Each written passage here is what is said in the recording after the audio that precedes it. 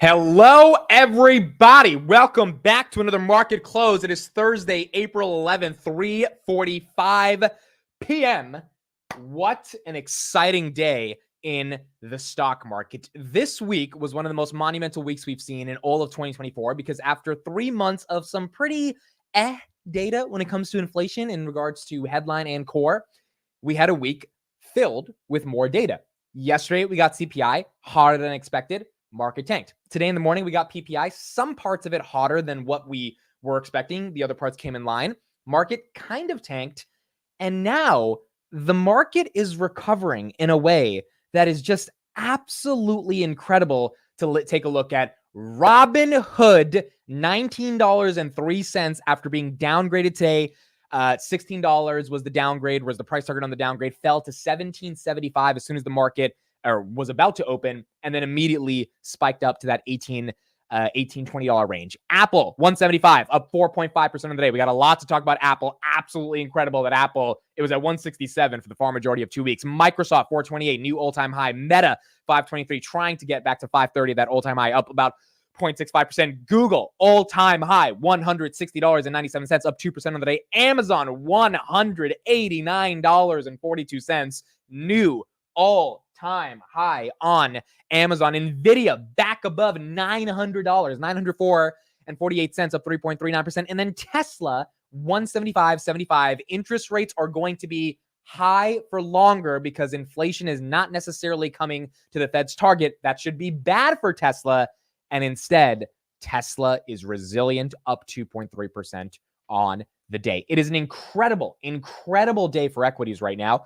And I want to kind of go down and try to give at least my logic for what I'm seeing, why I think equities are doing so well, and why the market's recovering from some pretty harsh days of inflation data. Sofi, 762, up 0.73%. S&P 500, 519. When I left in the market open, S&P was just about above 513, slightly above that. Nice little rebound here of 1% on the day at 519. Coinbase 260, AMD 170. Obviously, NVIDIA again above 900. Netflix 630. They have earnings next week along with Tesla.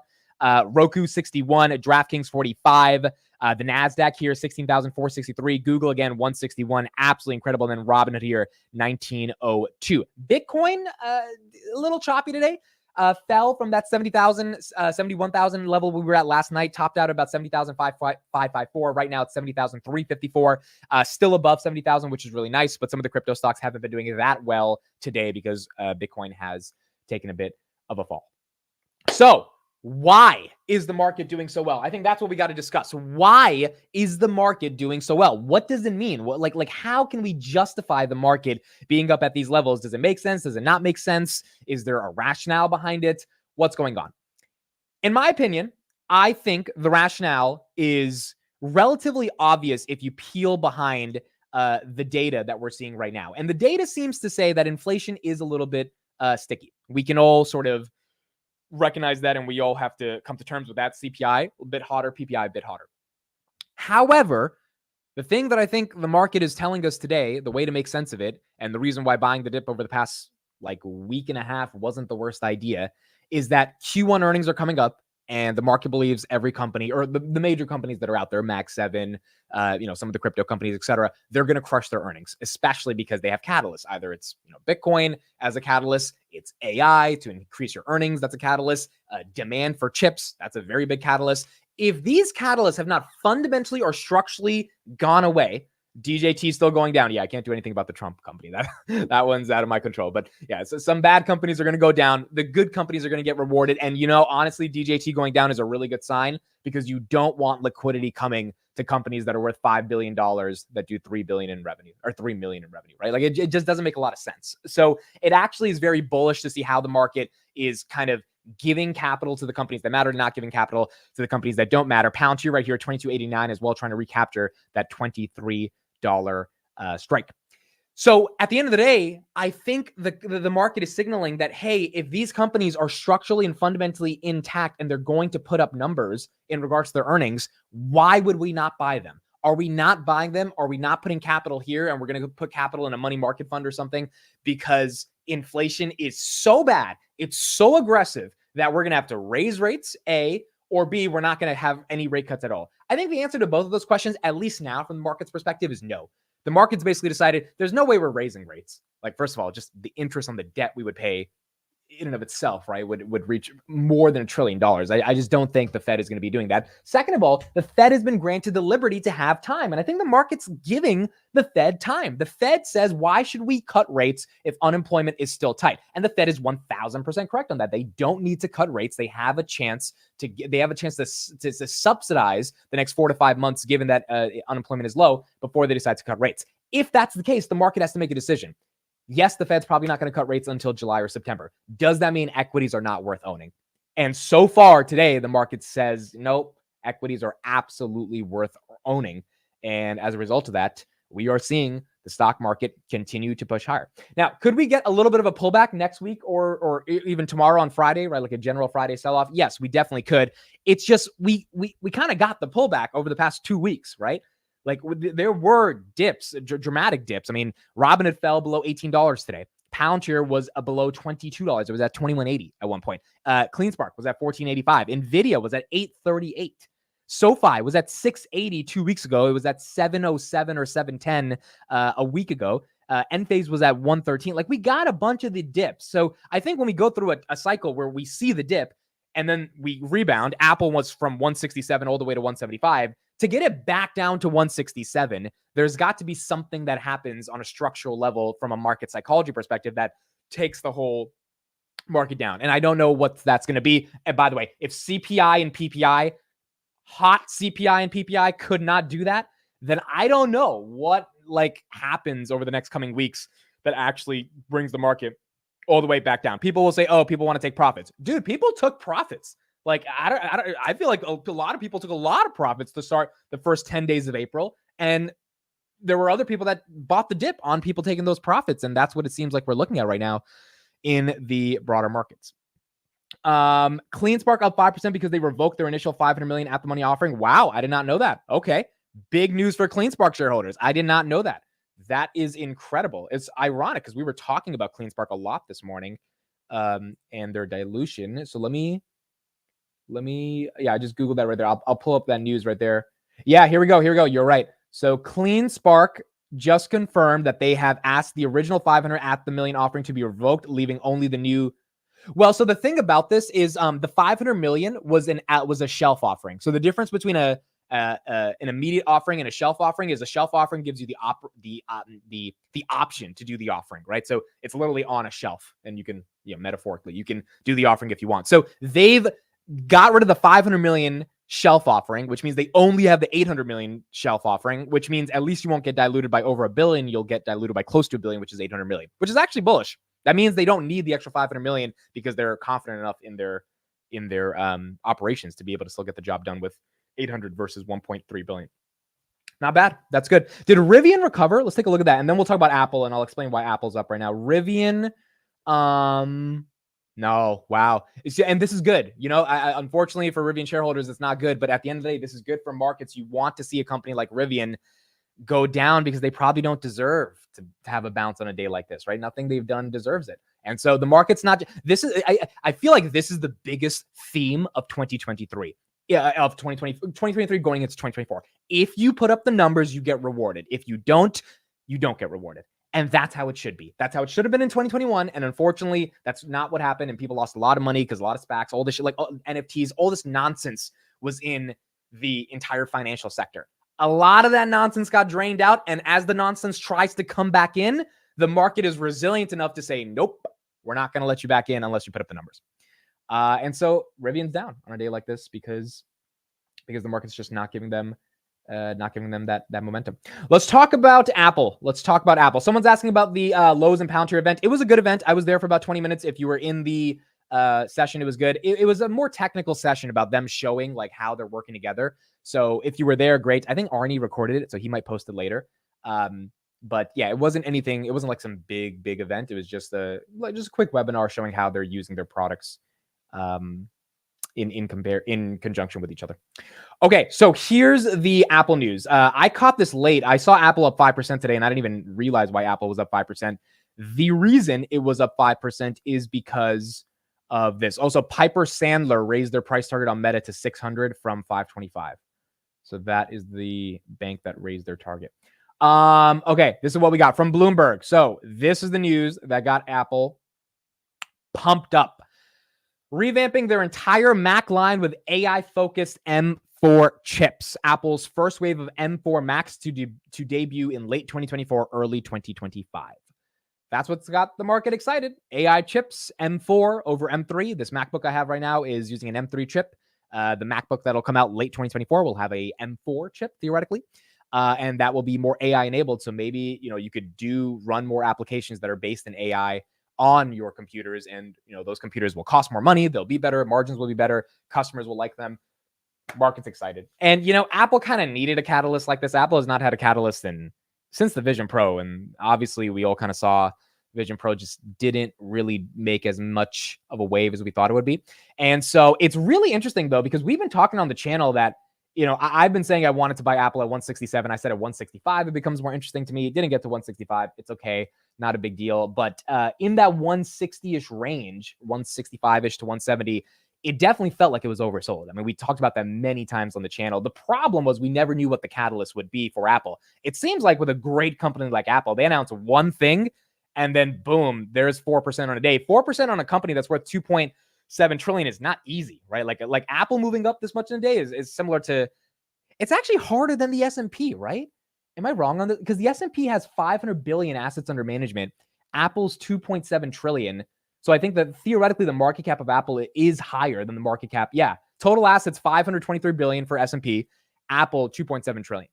So, Apple has, the S&P has a lot more trading volumes going through, but still getting Apple to go up even 1 or 2% or down 1 or 2% is not easy. The fact that it's up 4.3% on a day, a lot of people made a lot of money buying it in that low 160 range. So there we go in the context of Apple. Tesla right here at 175. Again, Tesla doing absolutely incredible. I think Meet Kevin is probably not the happiest right now with Tesla here at 175. Remember, he sold with the 30-day wash rule. So I would imagine that in a week, he's able to buy again without any tax implications. And we'll see if he chooses to buy back in or if he waits until the technicals seeing it to go a little lower back down to that 145 range that he wants to get there. Philip Rizzo says, my girlfriend has 85 shares from 2009. Wow. So that average must be like $10 or something on Apple. 2009. Let's go max. 2009, the stock was at, $10. Literally $8 to $10. That's incredible, dude. Absolutely incredible. Apple, again, being resilient enough with the market right here. Palantir at 2287, Robinhood at 1902, CleanSpark 1587, NVIDIA 906. The NVIDIA run is just incredible as well. NVIDIA 838 was the dip. No one, I don't think a lot of people expected it would jump all the way back to 900. Within 2 days, there you go, back up to 900 on NVIDIA. And there you go. 644 is our average. Wow. I love it. 644 is her average, and the stock's worth 170. Absolutely incredible. Blake says, you also thought Tesla was heading to sub 150. I actually did not think Tesla was heading to sub 150. Over the past couple of days, I've been saying I don't know what's going to get it to 150. Meet Kevin has more of the price targets of 145. And look, could it still get there? Maybe. But over the past couple of days, my mentality has been if worst deliveries couldn't get this bad boy to come down, if the arson attack in Germany couldn't get this thing to come down, if the FSD or if the price target downgrades from Wells Fargo, et cetera, couldn't get this thing to come down, and CPI couldn't get this thing to come down, I don't know what gets Tesla to come down. A lot of the bears on Twitter are saying that, their Q1 earnings are going to suck. In my opinion, the market knows the numbers for Q1. We all know the numbers for Q1. So am I rushing to buy Tesla? No. I don't think this thing is going. I've said publicly, I don't think this thing is going to 200 anytime soon. If it does, great. I don't think that's going to happen. But I definitely don't think this thing is going to 150 because there's been so many bad pieces of news that haven't got it to get down to that 150, 145 range. And so it's hard to see if that's going to continue. But as of now, it's doing really well. And a lot of people have sold Tesla. I mean, even Vitaly has been doubting the weakness of it. But the problem with doubting that weakness is that Elon's pulling out rabbits out of the hat, right? He's pulling out this India thing now. He's pulling out FSD. He's pulling out Robotaxi. He's just good at marketing. He understands how to get people's attention. and that free trial on FSD. Imagine if Elon gives everyone, forget a month full of FSD, a year full of FSD. Now, that's going to cost them a lot when it comes to the compute. I'm pretty sure they're going to have to pay some back-end expenses on letting everyone use FSD for a year. But the miles driven on FSD would get close to, I would imagine, 10 to 15 billion if you gave 4 or 5 million vehicles unlimited FSD for 12 months. And then once people use it for 12 months, I mean, it's a hell of an offer. Like, hey, pay up. Are people really going to go back to driving if they've used FSD? That's really good for 12 months. I don't know. It's going to be hard to do that. So it seems like Tesla is having a little bit more catalyst right now in the context of FSD. Lewis says, do you think the momentum will stay till tomorrow? I do. And the reason look, could we get a sell-off for Friday? Sure. But we've gotten 4 to 5 days, trading days of sell-offs in the market. And it's just, not necessarily stayed that long. 4 p.m. I didn't even realize the market closed. Thursday, April 11th. Thank you everybody for being here. Stock market is now closed.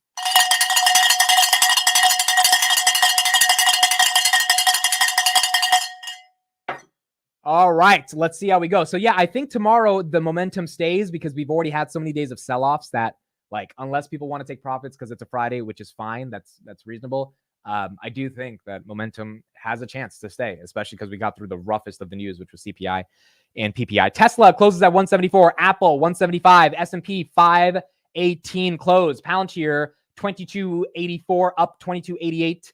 After hours, so nice 1.87% gain on the day. Robinhood, $19 after hours, up 3.6% as well on the day. CleanSpark, 1587, up 5.45%. CleanSpark was at 1485. If you've been trading CleanSpark or any of the miners, those swings have been not too bad at all. Hood closed at $19. That is correct. Again, it's funny. We were talking about the downgrade today.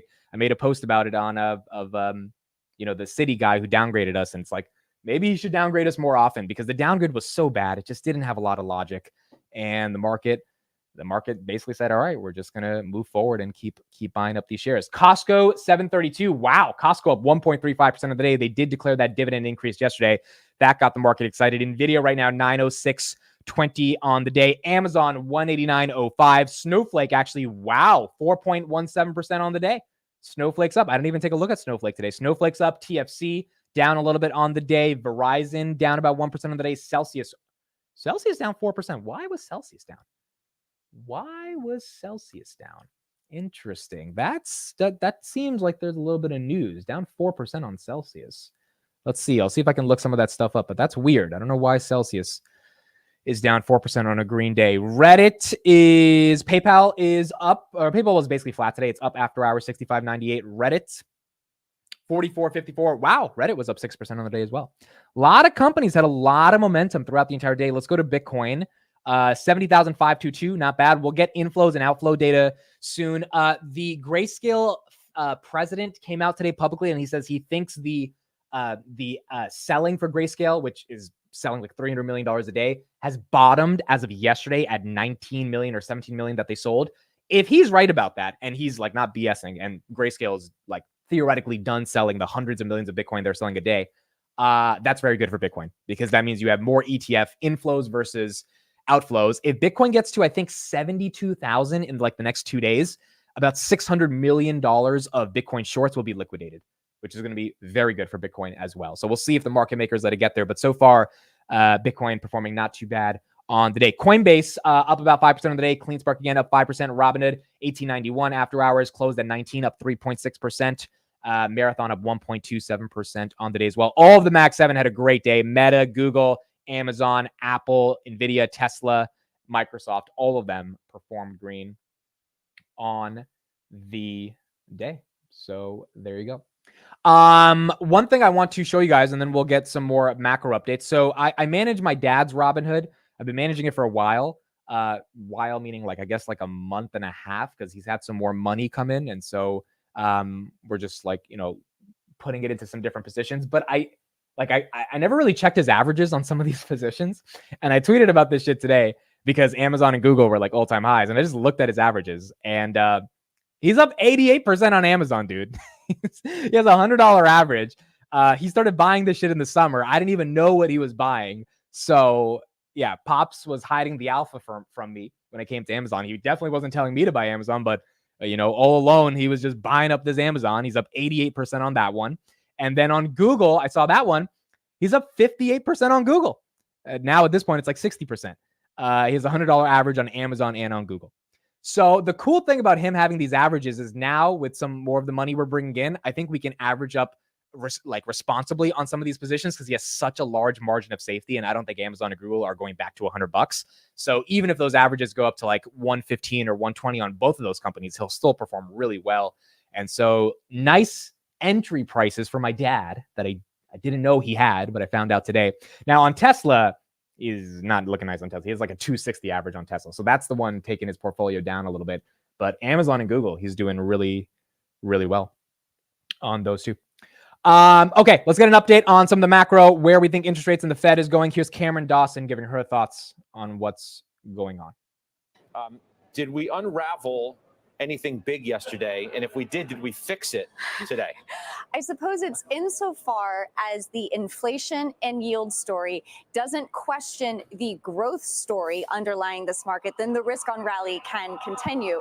As long as we continue to see earnings estimates drift somewhat higher, have an optimism about the underlying growth of the economy, then risk on continues. The bigger issue would be is that if you start questioning risk because yields are so high or because the Fed stays hawkish. I said, Joe, we stabilized yields today. That helps the story. The S&P, as I look over Cameron's shoulder here, is retaking 5,200. So we've taken back that level. It sure looked a little dicey yesterday. Nerves were definitely tested. I'm not saying we're out of the woods today, but it's a whole different story because of the inflation read was a different story. Well, it looked dicey at 9:15 in the morning, but once the market opened, it stabilized because NVIDIA and the Mag 7 showed up once again.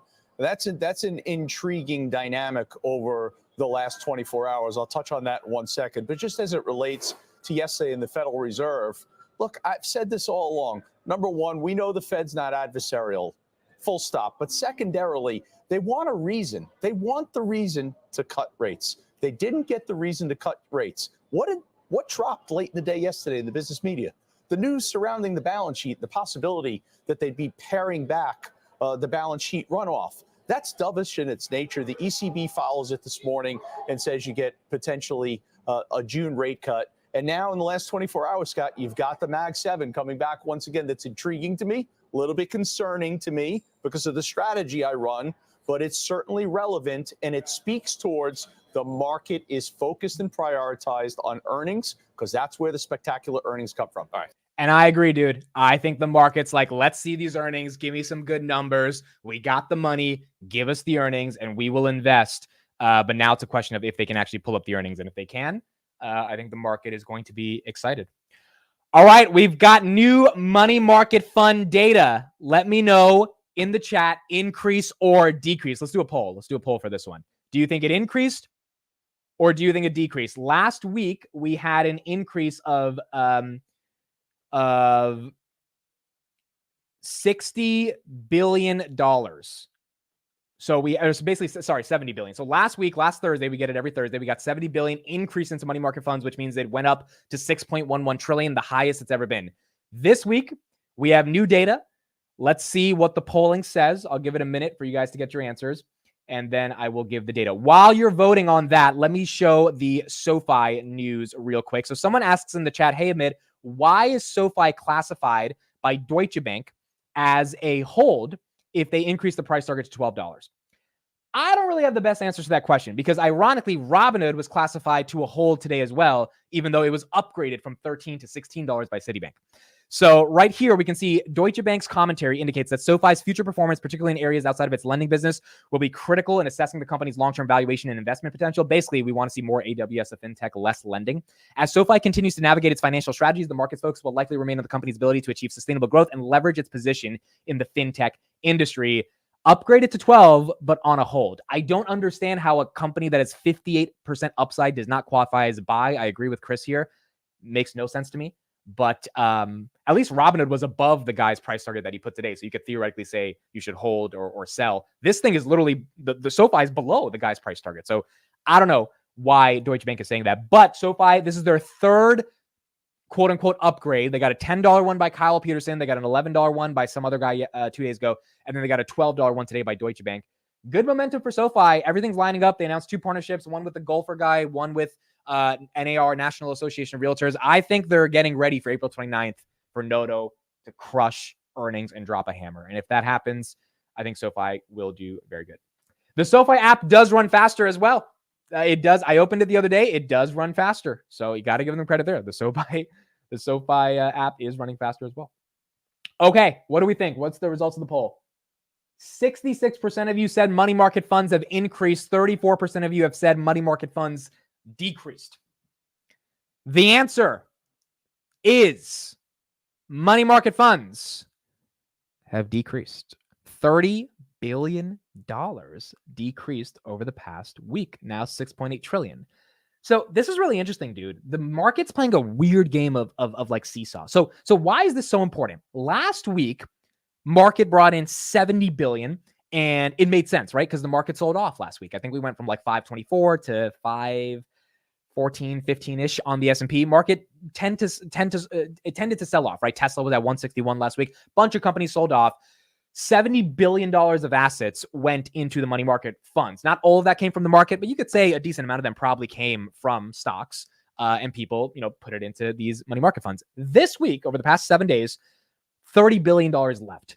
Now, the reason I think $30 billion left is to buy the dip of the $70 billion that left from last week, right? So $70 billion, you could like just argue metaphorically, sold off their stocks and they dumped it into money market funds. And then this week, money market fund holders, the 6 trillion that are on the sidelines, probably looked at the market and they're like, Apple at 167, Tesla 161, Google 152. And they took out money from those money market funds, dumped it into the market. We still have 6 trillion on the sidelines, but it's very interesting. It's almost like a week to week. There's not a trend yet. I wish there was a trend of decreasing of money market funds, but there's not a trend because every other week it's going increase and decrease. And the reason we're still at 6 trillion versus 5.9 or 5.7 is because we're not seeing an actual decrease in the money market funds. So very interesting to see that those money market funds did decrease. And I think it's good that those money market funds, it explains at least why the market pumped up a little bit. Next week, we will have to see a continual decline in order to see if there's a trend for money market funds actually coming down. And if they do, then we're going to see some more momentum in terms of where we think the market can go. So that's what we got right there. Let's look at Adam Newman. He was on CNBC today. So Adam Newman, the guy that made WeWork going bankrupt, he is to buy WeWork back. He raised $350 million in 2022 for another startup. The other startup is basically called Flow, and the idea is like a communal living, which sounds like an apartment to me. But he's on CNBC today. Let's see what he has to say. Very interested to see how he's thinking of the market and if he's potentially actually buying back WeWork. Here we go. Thank you. Thanks for welcoming us here for launch day. You're launching your new venture today, Flow. I know that you've been heads down over the last few years, just concentrating on developing it. I want to get into it. I want to get into WeWork, which I know you're trying to buy back. But first, I thought we might just address the elephant in the room. Some people might be surprised to see you on our screens again. What are you going to do differently this time around? Well, first of all, thank you so much for coming down here to Flow Fort Lauderdale. It is an extremely exciting day for us, but let's start with that. We built a global brand. We had over 10,000 employees that were so passionate. We helped redefine a category, and every single thing we did had to do almost anything and everything with community. I am the kind of person that actually learns more from their mistakes than from their successes. So all the great things we did in the past, we're going to do again. But then I had time to reflect. For example, partners. I'm so grateful and lucky to have Mark Andreessen and Ben Horowitz from A16Z as my partners. For those of you who don't know, they both come to my board meetings, and our boardroom is exciting. And for those of you who don't know them, they speak their mind, if you want them to or if you don't. So there's more debate in the boardroom than there was before. Debate is an understatement. There are lively discussions that can go all over the place. They're also a great partnership themselves, so it could be them and me and They us. hold you more accountable? Everyone's holding everyone more accountable. And I have the pleasure to working with them, and they are entrepreneurs. This is actually their third business. So it's one thing to have investors who are giving advice. It's another thing to have entrepreneurs who you consider peers that are working with you. That's one example. The other one is something you just said. I've taken my time. We did not rush. We did not rush to launch this brand. We've been running this business for the past 2 years. We built our operating systems. We built our technology, back end and front end. We rebuilt processes. We rebuilt a property management company. And we did all of that to practice and test and see what works and what doesn't. And even before we launched the brand, this building that you're in now is 95% full. Other Florida location is 96% full. And that was before the brand. Right. So I want to get into Flow and this business model. Your mission, I'm going to read from your website, revolutionize the residential experience as a vertically integrated real estate owner, operator, and technology innovator. What does that mean? So I'm not sure where you read that in the website, but it's actually more about coming to your higher self between. Okay, so this is what he does. He goes super philosophical when he describes his business. So I'm interested to see how he describes this coming to your higher self prophecy around the startup. You and yourself, your neighbor, and the world. So our mission is actually bringing everybody together. What you read, I think, is from the bio, which is a little bit of what we're doing. But I will explain. Is that accurate, though? Are you a real estate owner, operator, and technology innovator? Extremely accurate. So Flow is an experience-first residential real estate company. We're vertically integrated. So we have technology, we have operations, and we have the people that bring it all together. Also, as you can see around you, design is a very important aspect of what we do. And by bringing all of these things together, we had a theory 2 years ago that the buildings will become more valuable. In both of our Florida properties, we're already starting to show that with much higher performance. Are the buildings more valuable than when you bought them? So more valuable, now we're asking a real estate question of cap rates. But if you're asking if the buildings have a higher NOI, net operating income, than when we bought them, this building you're sitting in has a 40% higher NOI than when we took over 18 months ago. And does that mean that you've increased rent growth, which is also a metric important in the industry? That's a great question. We also increased rent growth, but some of your viewers might say, oh, Miami's rent growth are up. So actually, Fort Lauderdale, where we're at, rent has gone down 8% in the past 12 months. So we've increased our rent, but also we lowered churn. When people like being in a building, when they actually feel like they're part of a community, they stay. When people stay and there's no churn in the building, it increases occupancy and increases the value. But that's just one example. So just to be clear, you are increasing value and that's reflected in the value of the real estate that you own? So I'm going to answer it very precisely. Another lesson. I'm going to answer it very precisely. We've increased the net operating income of the building you're sitting in by over 40% since we took over 18 months ago. If you want to say what it's worth, that's a question for people who buy. It's a different metric, but NOI is how we're measuring it, and the value of the building. You only know, by the way, what the building is worth is when you sell it. Okay, so the problem with this, and I want to research it a lot more before I give like full commentary. I don't understand what's the difference between what he's doing and a regular apartment complex. There's some technology associated with it, and again, it reminds me of WeWork, because WeWork is just office renting, but they convinced SoftBank it was a tech company, and then Masa-san gives this guy $4 billion to go have fun, and then obviously loses all of it. But I don't understand why this is not an apartment building. I just don't. He when she asked when she read the mission of the company or whatever on the website, she read a reasonable mission that I'm sure was on the website. He said, no, the mission is to come to your higher self. That assumes that this kind of communitarian lifestyle they're building. Remember, he grew up in kibbutz in Israel, right? So he's always lived with this kind of community philosophy, less individualistic. That's fine, that's great. But from a business perspective, why is that not just an apartment complex? It's just people living in an apartment together. I don't know what are the differentiating variables that make his version of communal living different from an apartment. At the end of the day, people have their own locks, their own keys, their own doors, their own bathrooms, right? And if you don't, then I don't know why the hell anyone wants to live there. So I don't know. It's a little confusing. But would be very interesting to kind of hear more about that. I don't want to say it's a fraud or anything like that yet. I think look, the dude raised $350 million. Okay. I guess he convinced some pretty smart people to give him money because he had a good idea, or supposedly a good idea. And he is being pretty honest there about the net operating income as a valuation metric for the business, which is up 40%. That's great.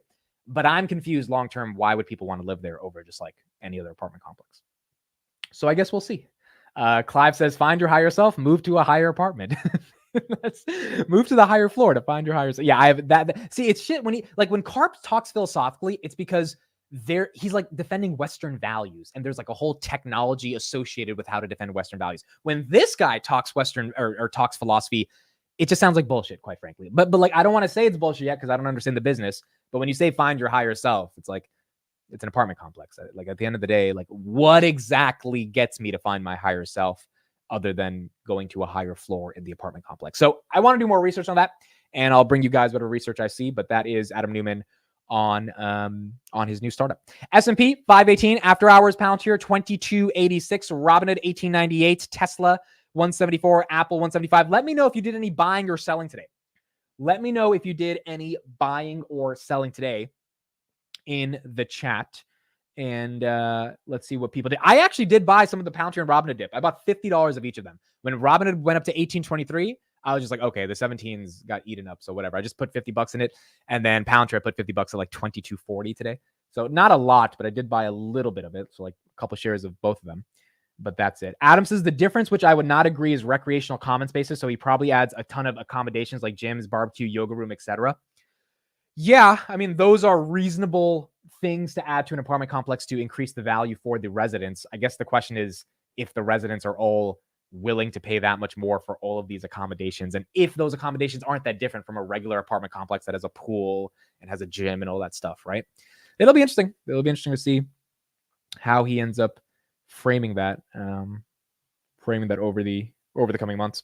I'm Beneficial says I bought like $200 worth of hood and $200 worth of hood on yesterday's dip. Okay. Chris says he bought the dip on Nvidia at 860. I love it. Incredible. Not bad dip. Eric says he bought more hood and Tesla calls. Not bad. Super Rental, buying Palantir and SoFi, small amounts. Chamu says I follow TJ, sold some puts and calls. Okay. You guys definitely want to tune in tomorrow. TJ and I have a podcast, right? It's called Wheeling Options. So we came up with a new segment, and tomorrow, I think 12 p.m. Eastern is our the start of that new segment. We're going to do an episode every week. I'll just tell you guys right now because you guys joined the market close, so you guys deserve to know. Basically, I'm controlling about 200 grand of his capital. Now, he's doing all the trades, and what I'm doing is I'm recommending the company. So the way it's going to work is I'm going to recommend a couple companies that I've done a lot of research on, and then it's kind of like very master student type of thing, right? So I'm going to say, TJ, how about, I'm just naming a random company, right? We're not going to do this, but NVIDIA. And then he would look at what would it mean to sell covered calls or sell puts on NVIDIA. And he's going to play with about 200 grand out of his 4 million portfolio. So he's only going to make the move if he thinks the company if the premiums are rich and if he thinks the company is good enough to make the move on. And then for me, I'm just going to be recommending some companies that, I've done research on that I would theoretically with my own capital potentially sell puts and sell covered calls on as well. So it's actually going to be really fun. It's going to be really fun. And I think the whole chat can engage with that. I want to start becoming an option seller by the end of this year. I'm doing it right now, but in very small amounts, like with a couple grand. I want to do it with 6 figures starting next year. And so I'm learning a lot about it. Like I'm taking notes every day, trying to really I watched like multiple people talk about how to sell puts, even though I know what it is, but I listened to like 17 different perspectives just so I really grill it in my head, like understanding every sort of aspect of it. That's at least how I learn. I'm like a sponge. I just absorb all the info. So with TJ, it's going to be really cool. He's been doing it successfully for a while, and he's going to play with about 200 grand, and we'll do it on a couple companies and see how it looks like. So it'll be fun. It'll be super, super fun to do that tomorrow. Jay says, bought 12 shares on SoFi on the dip. Awesome. Not bad at all. I bought my dad a little bit of SoFi today. He's building out a SoFi position, so bought him a little SoFi as well. Also bought him some Tesla because his average is 260, so he's got to average down on Tesla. Kelly says she bought bubble tea. Okay. I haven't had bubble tea in a lot. The problem with bubble tea is, like the, whatever you call the things at the bottom, the bubbles or whatever, like those black things, I never enjoyed those as much as people do. Like, I know it gives the flavor or whatever, but like that, I never liked bubble tea because of that. But I do like there's one flavor I had. It's like vanilla tea chai or something. I had it at a sushi restaurant once, and that one was actually tapioca. Oh my god, tapioca. Yes, that tapioca. I've never fully loved tapioca. Ignore how I said it the first time. Dan Ives right here. If robotaxis are viewed as the magic model to replace Model 2, we would view this as a debacle negative for the Tesla story. It would be a risky gamble if Tesla moved away from the Model 2 and went straight to robotaxis, crucial to deliver a Model 2 vehicle in our view. So you got Dan Ives saying, nope, don't do this BS, Elon. Don't give me this robo-taxi nonsense without giving me an M2 vehicle, because I am not going to say that the stock should be worth more if you take away the M2s. Very interesting take from Dan Ives. Dan Ives giving a very traditional kind of Wall Street take here, basically saying, hey, we're not messing with this robo-taxi. We want the $25,000 car. And if you don't give us the $25,000 car, you're not going to get an upgrade from us. Dan Ives already downgraded the stock to about 300 from like 350 over the past couple of months. Still one of the highest ratings on the street, but he is not excited about robo-taxis, or at least not excited in the context of replacing the M2, which, look, I get it. But the more I hear about this robo-taxi thesis, the margins would be way better than an M2. It would be way better than a $25,000 car. It really would be. Wall Street would get the deliveries, but I don't know if they would get the margins if you do the M2. But the fear about robo-taxis, which is the fear everyone's had, is just like, how long is it going to take for them to really become operational? And again, I think by the end of 2025, if he gives everyone FSD for a year for free, I think they would have enough data to roll that out by the end of 2025. I think that's reasonable. That's not too pessimistic or too optimistic, in my opinion. But I guess we got to see how they ultimately feel it will be ready to roll out. Amazon right here, 189, up 1.67% on the day. IBIT. Oh, one thing I got to show you guys. This was also really interesting. So a new company started advertising the concept of Bitcoin. So first of all, BlackRock is advertising on Bloomberg. They launched a massive advertising scale on their website. So if you go to Bloomberg, maybe it'll show up for you, maybe it won't. There's a ton of BlackRock ETF kind of like banner ads, and so they're like really marketing it heavy on Bloomberg. TD Bank is advertising Bitcoin now. So the TD Bank is worth $100 billion. They dropped a Bitcoin commercial about the halving event and spot Bitcoin ETFs. This is a bank that hasn't really gotten into the Bitcoin race, and it's really interesting that they dropped a commercial. Here's the 1-minute commercial they dropped today. In early 2024, Bitcoin's price reached new all-time highs. But what's the cause? Well, Bitcoin's price is determined by demand and supply, just like a stock. If there's more demand from buyers than supply from sellers, the price goes up. But if the opposite is true, the price goes down. And recently, the new US spot Bitcoin ETFs have increased demand significantly, but there hasn't been a significant increase in supply. In fact, there's another event happening in April of 2024 that will reduce the supply of new Bitcoin entering the market. It's called Bitcoin halving. Bitcoin was designed so only 21 million coins can be created. But instead of flooding the market with all the coins at once, a supply of new coins is slowly released into the market every day. As the name suggests, halving cuts the supply of new coins in half roughly every 4 years. This will continue until around May of 2140, when all 21 million Bitcoin will be on the open market. So how has the price of Bitcoin behaved after the previous halving events? Well, following each halving, prices climbed up significantly. Although history suggests that Bitcoin's price is ready for more new highs in 2024, it's not a guarantee. There are other factors that could greatly impact demand and supply, which ultimately determine Bitcoin's price. So the fun thing about this is, like, why is TD Bank advertising this, dude? You know, like what's going on here? And it seems like a lot of other banks across the country, across the world, are ramping up to either introduce spot ETF or get their clients to get more exposure into these spot ETFs. And so it's very interesting to kind of see how this is playing out. But we're seeing a lot more companies get excited in the context of Bitcoin. A couple things here on Amazon and Tesla that I want to show you guys here. So one, Amazon's rising free cash flow and large cash balance has ballooned to 86 billion.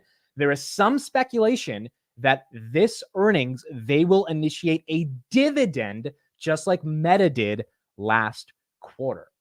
Now that would be interesting. If Amazon comes up and says, hey, here's 25 cents, 50 cents, 75 cents for owning an Amazon share. I mean, I think Amazon is going to be primed after hitting an all-time high to go higher. It's a classic Meta move. And to be honest, we've seen, I think, at least 20 to 30 companies initiate dividends. Adobe, Meta, Costco raising their dividend, CRM, Salesforce, etc. I think it's not the worst move for Amazon to do this. I also think Google should do this. These guys have too much cash. They're spending a ton in R&D. It's not like they need money for R&D. They don't need to put this money into treasuries. They have plenty of free cash flow. They don't need to, make net interest income to meet their numbers. they need shareholders to have another reason to keep buying their stock, especially after all of the Mag 7 have gone up, 60, 70, 80 in the context of NVIDIA, a couple 100% over the past 18 months. So how do you keep them incentivized? Maybe you give them a dividend. Not the craziest idea in the world, I think, for Amazon to actually give a dividend and do that. No stress investors. Google should definitely do it, but in my opinion, Amazon should wait a little longer. It's fair. Maybe keep some more money, continue investing in AI for AWS. But I think at some point, these companies are going to have to do it, just for this for the math to make sense to keep owning the shares. Another piece of news: Argentina's central bank cut its benchmark interest rate to 70%, down from 80%. Some of the reforms in Argentina on allowing free market capitalism to open up seem to be working. It will take time for them to fully be adapted, but we are seeing a little bit of those changes happen in Argentina. Now, back to Tesla. Morgan Stanley's Adam Jonas from the Jonas Brothers Band has released a new Tesla note. We believe Tesla, an auto company, may be unusually well positioned in the first three of the above attributes. Investors are struggling to see how the company can use its infrastructure and network to achieve a path to monetization. There are paths with transportation, but FSD take rate and robotaxi may not move the needle significantly in the near term. While August 8th may be important to the stock, positively or negatively, we are eager to hear about the next thing. The three things that Morgan Stanley says Tesla has a phenomenal advantage on is data, compute, and energy. Data, obviously, with FSD, just crossing 1 billion miles of FSD traveled over the past 4 years. And then compute, what Tesla is doing with Dojo, and Tesla even yesterday, Elon Musk saying that we don't need more H100 chips because we have the most or he said basically we're trying to get our hands on as many as we can. But yesterday he clarified that we have plenty of H100 chips. So compute is not necessarily an issue there.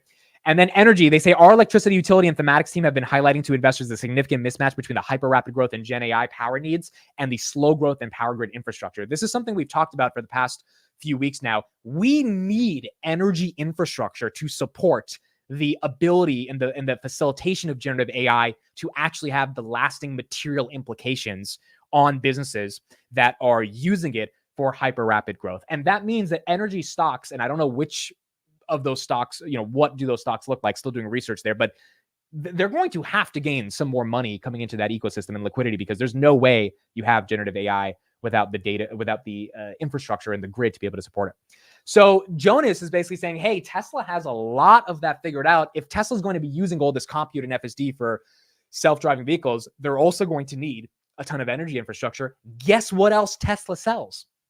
Energy. And so if Tesla sells energy, maybe there's going to be rapid demand for energy, which is something the market's not looking at as deeply as the market should be looking at. And so that's a note out by Adam Jonas on why we should be a little bit more excited in the context of Tesla.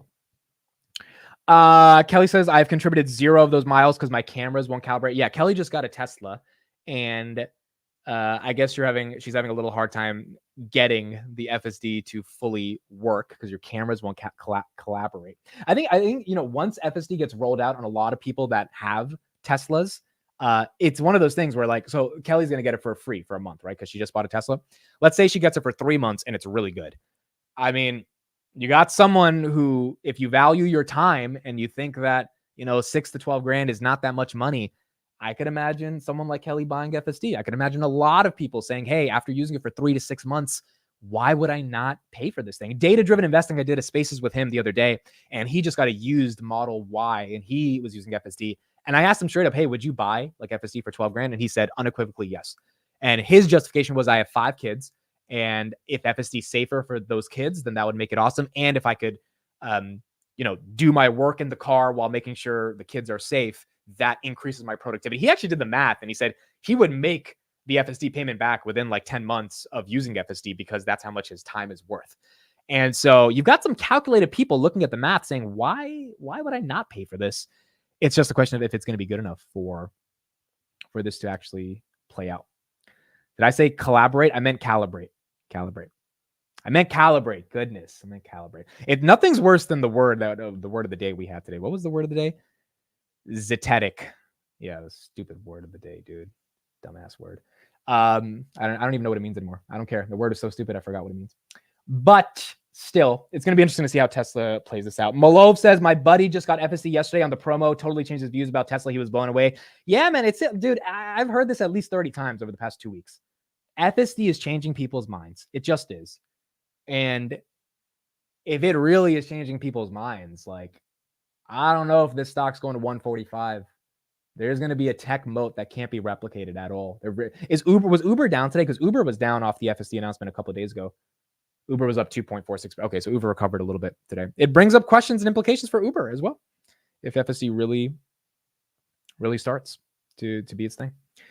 Hussein says, Amit, I just got here. What's the TLDR for today? The TLDR, this is a good way we can end the show here for today. Money market funds decreased by $30 billion. That's the first thing. That's bullish because some of that money probably came to the stock market. Number two, PPI was hot on one reading for the core, a little in line with the other reading on the yearly versus the monthly. So market basically said, we don't really care about PPI. And then the final thing that happened today is Google, Amazon, all hit all-time highs. Max 7 did incredibly well because market realized that these companies are amazing. Apple released a bunch of new M4 announcements for their Macs. Apple went up 4%. NVIDIA back over 900. Tesla resilient here at 174. And then Meta upgraded to $600. It was up 0.64% at 523. So market had a good day. We'll see if this continues tomorrow. If we end out one of the hottest CPI and PPI weeks of 2024 with a green week, it would be absolutely incredible. It means that the market does not care about inflation. We care about earnings. And I think that would be awesome because then if inflation actually does come down, we are going to have a really good 2024. It's just not got to be as sticky as we think it is. And if it's not as sticky over the next 4 to 5 months, we'll get the rate cut. Companies will hopefully do well in their earnings. And 2024 likely will be a strong year for the stock market. There we go.